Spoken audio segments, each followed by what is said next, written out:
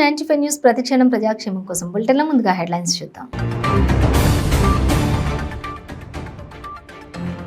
ఢిల్లీ జంతర్ మంతర్ దగ్గర BRS party నాయకురాలు కవిత ధర్నా. మహిళా రిజర్వేషన్ బిల్లును పార్లమెంట్లో ఆమోదింపజేయాలని డిమాండ్.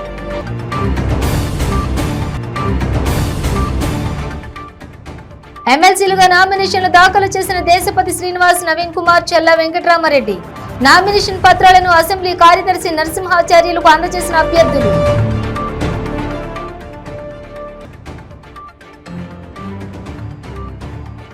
రామగుండం కార్పొరేషన్ ఎదుట సిపిఐ ఆధ్వర్యంలో ధర్నా. ప్రజా సమస్యలను పట్టించుకోవాలని డిమాండ్.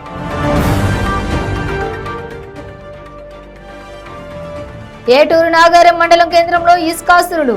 గోదావరిలోని ఇసుకను జేసీబీ టిప్పర్ల ద్వారా తరలిస్తున్న మాఫియా.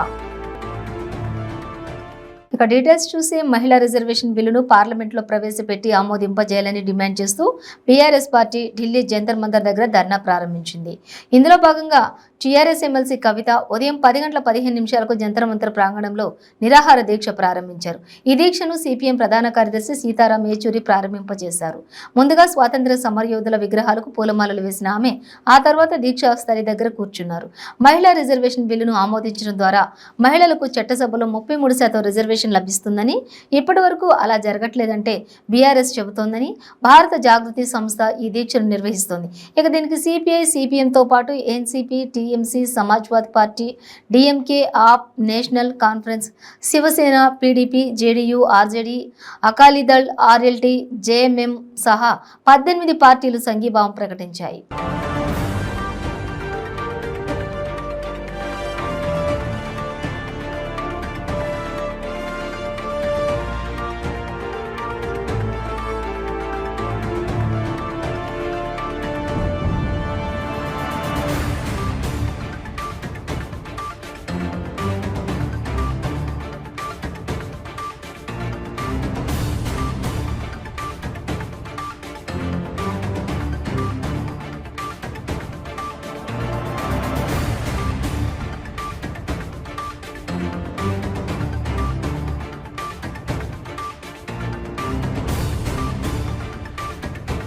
దేశపతి శ్రీనివాస్, నవీన్ కుమార్, చెల్లా వెంకటరామరెడ్డి నామినేషన్లు దాఖలు చేశారు. తమ నామినేషన్ పత్రాలను అసెంబ్లీ కార్యదర్శి నరసింహాచార్యులకు సమర్పించారు. ఈ కార్యక్రమానికి మంత్రులు టి హరీష్ రావు, ప్రశాంత్ రెడ్డి, తలసాని శ్రీనివాస్ యాదవ్తో పాటు పలువురు ఎమ్మెల్యేలు, ఎమ్మెల్సీలు హాజరయ్యారు. నామినేషన్ దాఖలు అంటే ముందు ఎమ్మెల్సీ అభ్యర్థులు గన్ పార్క్లోని అమరవీరుల స్తూపం వద్ద నివాళులర్పించారు. ఇక నామినేషన్ ప్రక్రియ పూర్తయ్యాక వారందరూ ప్రగతి భవన్కు చేరుకుని సీఎం కేసీఆర్ను మర్యాదపూర్వకంగా కలిశారు.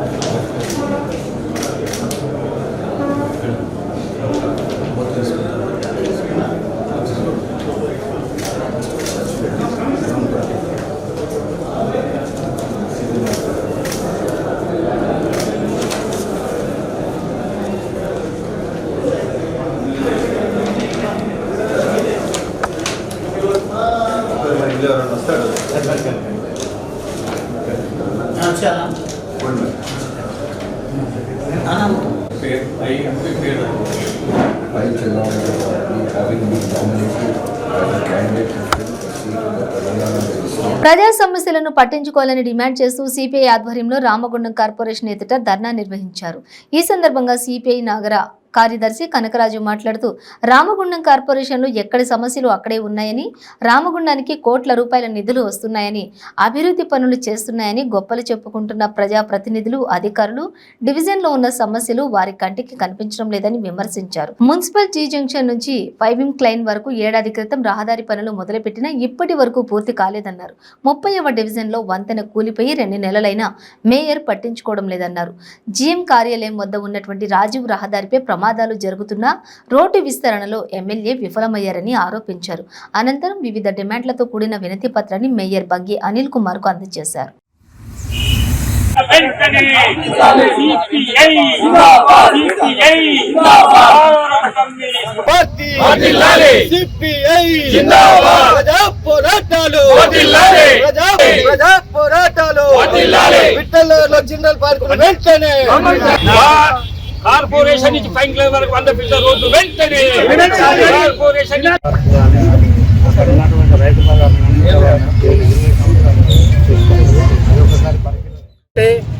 రామగుండం నగర సమితి ఆధ్వర్యంలో ఈరోజు కార్పొరేషన్ కార్యాలయం ముందు ధర్నా నిర్వహించి దాదాపు 15 సమస్యల పైన మేయర్ గారికి మెమోరాండం సమర్పించడం జరిగింది.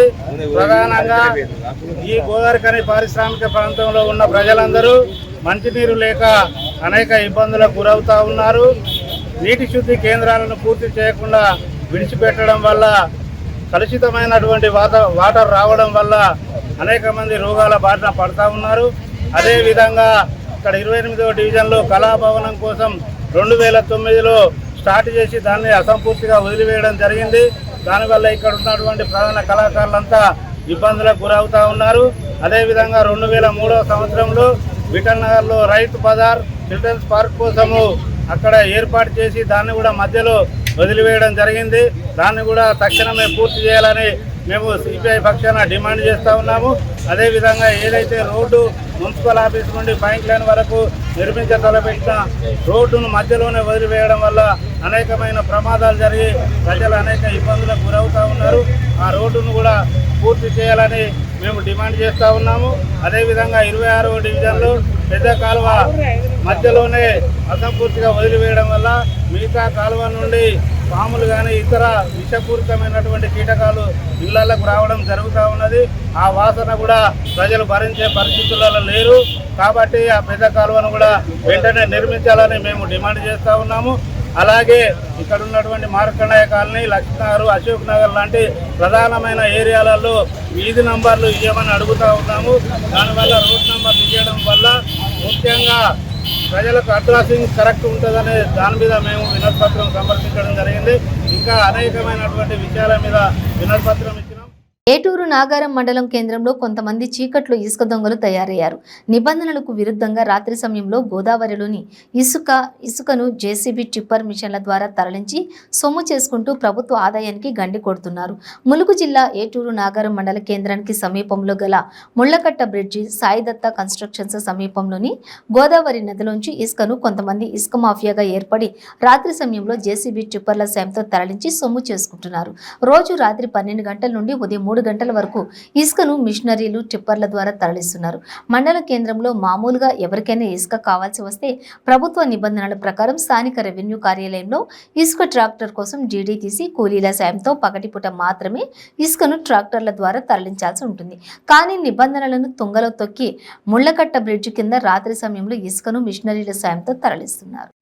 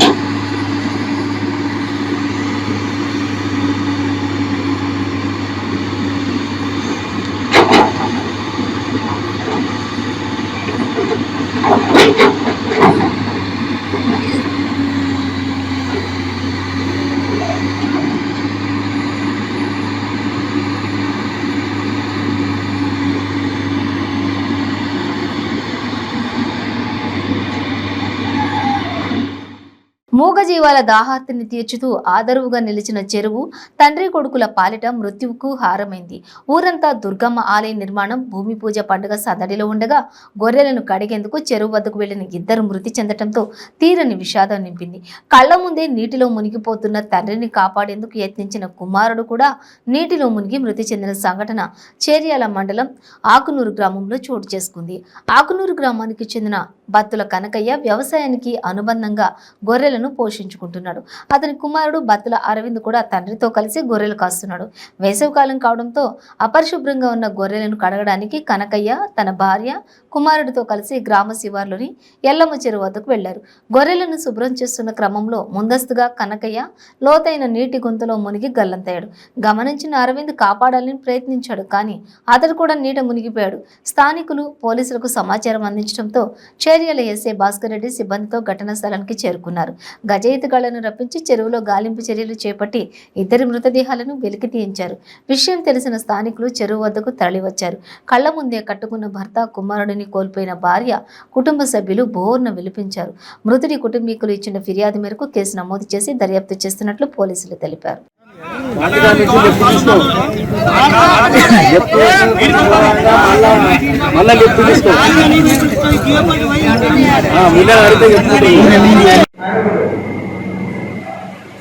తెలంగాణలో ప్రముఖ పుణ్యక్షేత్రమైన కొండగట్టు అంజన్న ఆలయంలో ఇటీవల దొంగలు నగలు అపహరించడం కలకలం రేపింది. ఈ ఘటనపై కేసు నమోదు చేసుకున్న పోలీసులు 48 గంటల్లో దొంగలను పట్టుకున్నారు. అయితే ఈ ఘటన మరొక ముందే మరోసారి ఇటీవల కొండగట్టులో దొంగలు పడ్డారు.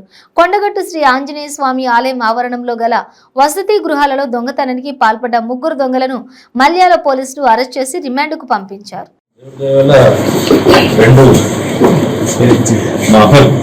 మామూలు బాగా కష్టపడి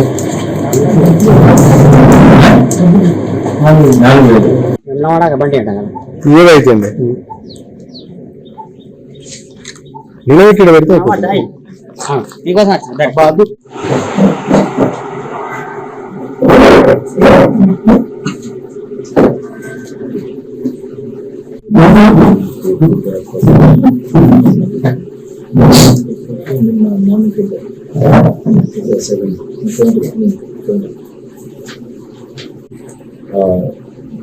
సీజ్ చేయడం జరిగింది.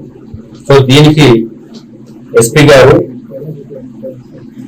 మన జగిత్యాల జిల్లా ఎస్పీ గారు గౌరవనీయులు ఎక్కడి భాస్కర్ సార్ సూచనలు సలహా మేరకు ఇవన్నీ కార్యక్రమం చేపట్టడం జరిగింది. సో దీంట్లో భాగంగా సార్ యొక్క సూచనల మేరకు కొండగట్టు ప్రాంతం అనేది కొంచెము ఎక్కువ భక్తులు వస్తున్న క్రమంలో అక్కడ రీసెంట్ గా దీంతో 2 ఇన్సిడెంట్లు దురదృష్టకరంగా జరగడం జరిగింది.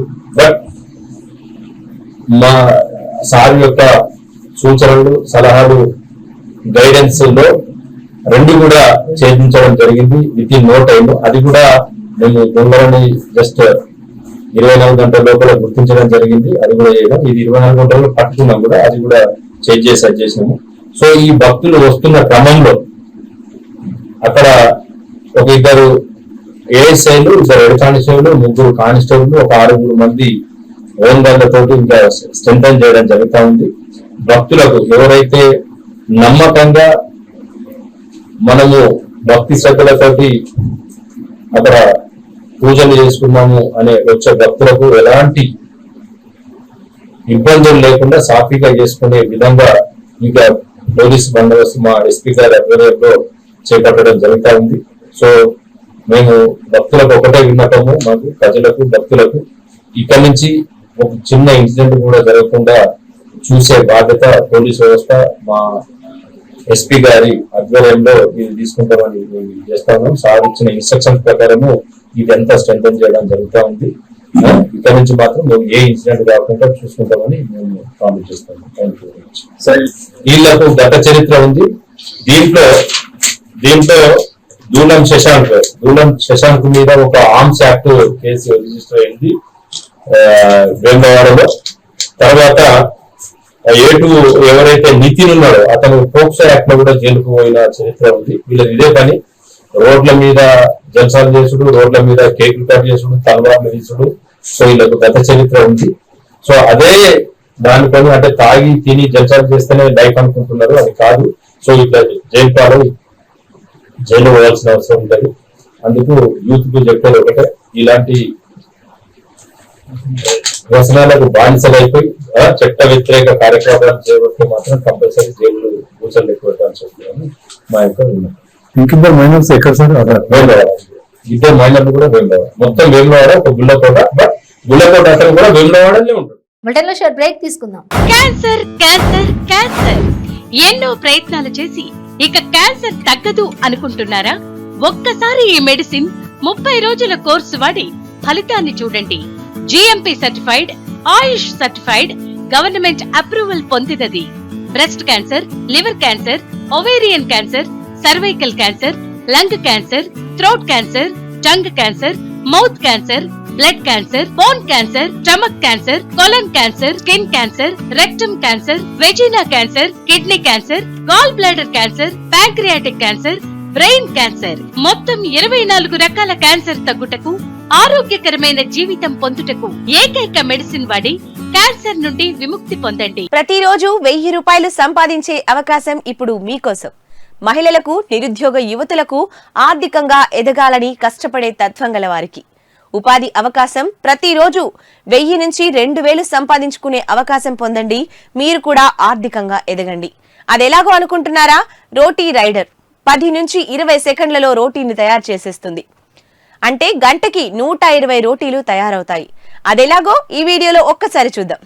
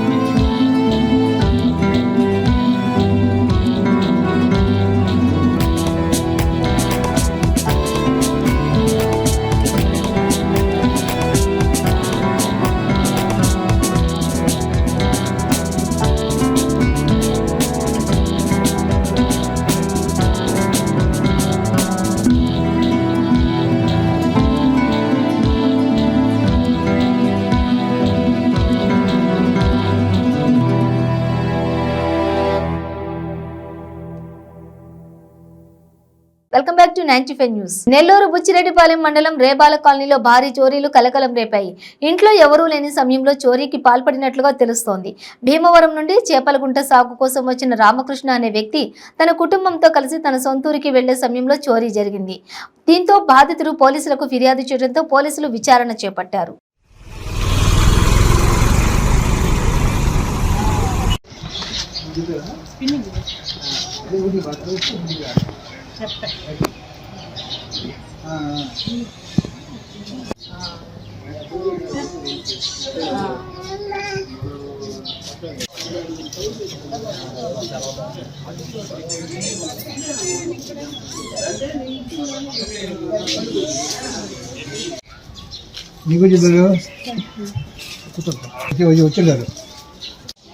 అన్ని కింద పడేస్తున్నారన్నా లేకుంటే నిన్న ఈవినింగ్ నిన్న ఆఫ్టర్నూన్ నేను వెళ్ళాను ఊరికి, మా ఊళ్ళో విలేజ్లో ఫంక్షన్ ఉంటే కింద వాళ్ళు west Godavari, east Godavari side నిన్న నైట్ వెళ్ళారు సర్కార్ ఎక్స్ప్రెస్కి. పైకి చూశాను, చూస్తే తలుపు కంప్లీట్గా బ్రేక్ చేస్తుంది. లోపల గుడ్డలు, సామాన్లు అన్నీ తీసేస్తున్నాయి. కొన్ని వెండి వస్తువులు, అది కొంత క్యాష్ పోయింది. 24,000 తప్పు. కానీ కింద వాళ్ళకి ఎంక్వైరీ చేస్తే వాళ్ళకి 1 lakh క్యాష్ ఉందంట. ఆ బీరో కూడా కంప్లీట్గా బ్రేక్ అయి ఉంది. వాళ్ళు ఇన్ఫార్మ్ చేసాము, వాళ్ళు వస్తూ ఉంటున్నారు. మేబీ ఈవినింగ్ ఎట్లా చూడబడుతుంది. పోలీసులకి ఇన్ఫార్మ్ చేశాను, వస్తే అక్కడ చూశారు. ఫింగర్ ప్రింట్స్ ఆ టీం వాళ్ళు వస్తూ ఉన్నారండి. ఇంకొక గంటలో వాళ్ళు తీసుకున్న తర్వాత డీటెయిల్స్ ఫర్దర్గా కేసు రిజిస్టర్ చేస్తా ఉన్నారు. ముఖ్యమంత్రి వైఎస్ జగన్మోహన్ రెడ్డి ఎమ్మెల్సీ ఎన్నికలను ప్రతిష్టాత్మకంగా తీసుకున్నారని ప్రతి ఒక్కరూ పార్టీ బలపరిచిన అభ్యర్థుల విజయానికి కృషి చేయాలని మాజీ మంత్రి బాలినేని శ్రీనివాసరెడ్డి కోరారు. ఓటర్లను కలిసి సంక్షేమ పథకాలు వివరించాలని సూచించారు. తూర్పు రాయలసీమ పట్టభద్రులు ఉపాధ్యాయ నియోజకవర్గాల నుంచి పేర్నాటి శ్యాంప్రసాద్, పర్వతరెడ్డి, చంద్రశేఖర్ రెడ్డిని శాసనమండలికి పంపాల్సిన బాధ్యత మనపై ఉందని అన్నారు. ఎమ్మెల్సీ ఎలక్షన్స్ జరుగుతూ ఉన్నాయి. 11వ తేదీన జరుగుతున్న ఎమ్మెల్సీ ఎలక్షన్స్ లో మరి వైఎస్ఆర్ పార్టీ సంబంధించినటువంటి ఎమ్మెల్సీ క్యాండిడేట్లు అందరూ కూడా ప్రచారంలో ముందు ఉండటం, ప్రజలందరూ కూడా వైఎస్ఆర్ పార్టీ క్యాండిడేట్కి ఎమ్మెల్సీకి వేస్తామని చెప్పి ప్రజలందరూ కూడా మరి ముందు బ్రహ్మరంధం పడుతూ ఉన్నారు. ఎమ్మెల్సీ ఎలక్షన్స్ లో జగన్మోహన్ రెడ్డి గారి నాయకత్వంలో జరుగుతున్నటువంటి ఈ ఎమ్మెల్సీ ఎలక్షన్స్ సంబంధించి మరి ఈరోజు తెలుగుదేశం పార్టీ వాళ్ళు నిన్న అచ్చెన్నాయుడు గారు అనుకుంటా ఏదో అచ్చెన్నాయుడు గారు మాట్లాడాడు, చంద్రబాబు నాయుడు గారు మాట్లాడాడు, మొన్న దొంగ ఓట్లు చేర్చారని మాట్లాడుతూ ఉన్నారు. ఓట్లు చేర్చుకున్న తర్వాత మరి దానికి దొంగ ఓట్లు ఏమైనా ఉంటే తీసేదానికి టైం ఇచ్చారు. మీరు ఆ రోజంతా ఏం చేస్తా ఉన్నారు? ఈరోజు ఓడిపోతామని చెప్పి ఏదో నెపం వేసేదానికి ప్రయత్నం చేస్తూ ఉన్నారు. నెపం వేసి ఏదో రకంగా అంటే మామూలుగా చంద్రబాబు నాయుడు యొక్క ఆలోచన ఎప్పుడు కూడా తెలుసు. ఆయన సొంతంగా ఎప్పుడు కూడా ఇండివిజువల్గా పోటీ చేసే పరిస్థితి కాదు అతనిది. అదంటే నేను 40 సంవత్సరాల ఇండస్ట్రీ అని మాట్లాడతాడు చంద్రబాబు నాయుడు గారు. మరి 14 సంవత్సరాలు మరి ముఖ్యమంత్రిగా చేసినటువంటి వ్యక్తి మరి తెలుగుదేశం పార్టీ 82లోనే ఎప్పుడు ఆవిర్భవించినటువంటి తెలుగుదేశం పార్టీ అన్ని సంవత్సరాలు ఉన్న పార్టీ ఒంటరిగా పోటీ చేసేదానికి కూడా ధైర్యం లేదు వీళ్ళకి. మరి ఒంటరిగా పోటీ చేసిన ధైర్యం లేక ఏదో ఇప్పుడు మళ్ళా ఏదో ఈ 2-3 రోజుల్లో మళ్ళీ ఏదో ట్విస్టులు చేసేదానికి ప్రయత్నం చేస్తూ ఉన్నారు. అంటే ఎట్టా మనం గెలము అనేది డిసైడ్ అయిపోయారు. దానికి ఇప్పుడు రకరకాలుగా దొంగ ఓట్లు అంటారు, మరి ఫోన్ పే అంటే ఇష్టం వచ్చినట్టు మాట్లాడుతూ ఉన్నారు. ఏది ఒకటే చెప్తా ఉన్నాం, ఖచ్చితంగా కూడా వైఎస్ఆర్ పార్టీకి సంబంధించినటువంటి మా ఈస్ట్ రాయలసీమ సంబంధించినటువంటి ఎమ్మెల్సీ ఎలక్షన్స్లో గ్రాడ్యుయేట్ ఎమ్మెల్సీగా శ్యాంప్రసాద్ రెడ్డి గారు, టీచర్స్ ఎమ్మెల్సీగా చంద్రశేఖర్ రెడ్డి గారు ఖచ్చితంగా అత్యధిక మెజార్టీతో గెలుస్తారు. మా నాయకులు, మా పార్టీ నాయకులు, మా కార్యకర్తలు అందరూ కూడా గట్టిగా పనిచేస్తూ ఉన్నారు. ఈరోజు జగన్మోహన్ రెడ్డి గారు ఇచ్చిన పిలుపు మేరకు ఈరోజు మరి 3 జిల్లాలో మాకు సంబంధించినటువంటి అందరూ కూడా ఎమ్మెల్యేలు అందరూ కూడా కష్టపడి పనిచేస్తూ ఉన్నారు. ఖచ్చితంగా కూడా మొదటిసారిగా ఎమ్మెల్సీ ఎలక్షన్స్లో పోటీ చేసినటువంటిది వైఎస్ఆర్ పార్టీ మొదటిసారి విజయం సాధిస్తుందని కూడా తెలియజేసుకుంటా ఉన్నాం. మీరు ఏమన్నా ధైర్యం ఉంటే ఒంటరిగానే పోటీ చేయండి, రకరకాలుగా జిమ్మికులు చేసి కాదు. అడిగితే ఒకటే చెప్తున్నాం మొదటి నుంచి కూడా, చంద్రబాబు నాయుడు గారు మీకు 40 సంవత్సరాల ఇండస్ట్రీ అంటావు, మళ్ళా వాళ్ళతో ఒకసారి జనసేనతో పొత్తంటావు, ఒకసారి బీజేపీతో పొత్తంటావు, ఒకసారి కమ్యూనిస్టులో పొత్తంటావు. ఇదేం రాజకీయం బాబు? డైరెక్ట్గా ఫేస్ చేయాల్సిన అవసరం ఉంది. అది ముందు చేసి తర్వాత ప్రజలకు రాకుండా. తెలుగుదేశం పార్టీ సీనియర్ నాయకుడు, ఆ పార్టీ శాసనసభాపక్ష ఉపనేత, కార్మిక శాఖ మాజీ మంత్రి కింజరపు అచ్చెన్నాయుడు కుటుంబ సమేతంగా తిరుమల శ్రీవారిని దర్శించుకున్నారు. ఉదయం వీఐపీ ప్రారంభ దర్శన సమయంలో స్వామివారి సేవలో పాల్గొన్నారు. ఆలయానికి చేరుకున్న అచ్చెన్నకు టీటీడీ అధికారులు స్వాగతం పలికి స్వామివారి దర్శన ఏర్పాట్లు చేశారు. అనంతరం రంగనాయకుల మండపంలో స్వామివారి తీర్థ ప్రసాదాలు అందజేశారు.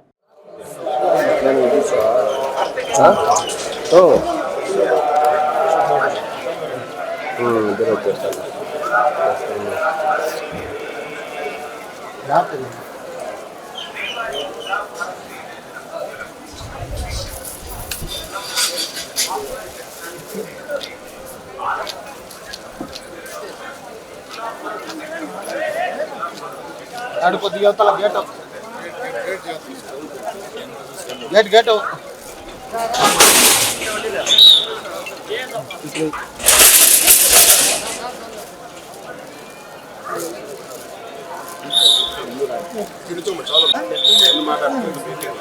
సార్ ఇటు సైడ్ కెమెరా సార్ వచ్చి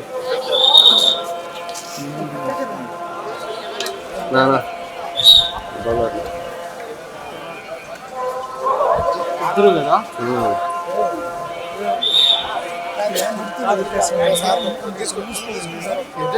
మోహన్ అన్న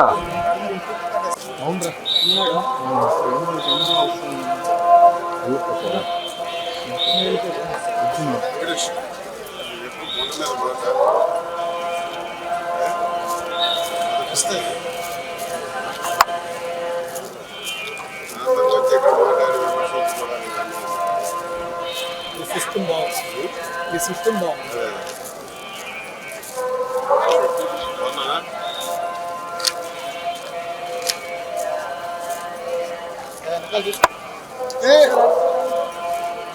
సైడ్ में बता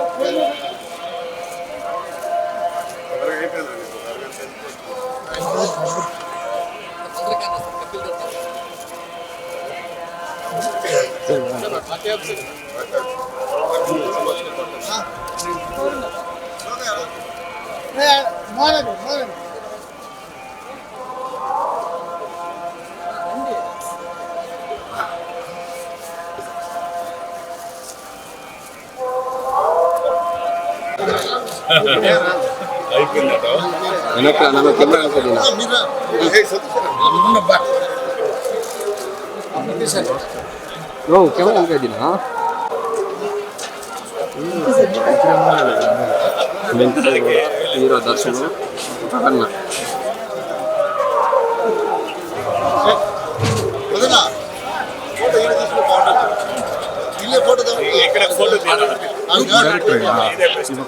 గ్రూప్ ఫోటో సతీష్ అన్న అప్పుడు వచ్చేదా అరన్న ముందుకు వచ్చింది నా ఫోటో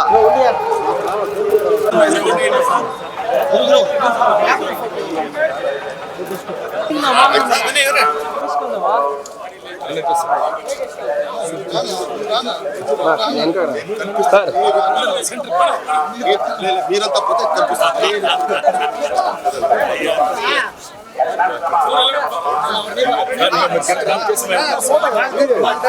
బులెటిన్ ముగించే ముందు హెడ్లైన్స్ మరోసారి.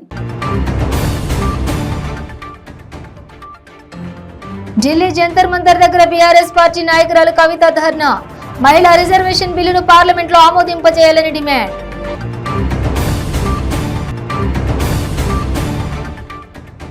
ఎమ్మెల్సీలుగా నామినేషన్లు దాఖలు చేసిన దేశపతి శ్రీనివాస్, నవీన్ కుమార్, చెల్లా వెంకటరామరెడ్డి. నామినేషన్ పత్రాలను అసెంబ్లీ కార్యదర్శి నరసింహాచార్యులకు అందజేసిన అభ్యర్థులు.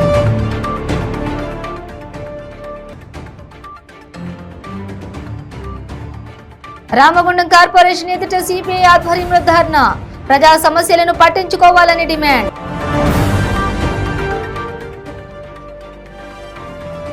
ఏటూరు నాగారం మండలం కేంద్రంలో ఇసుకాస్తులు.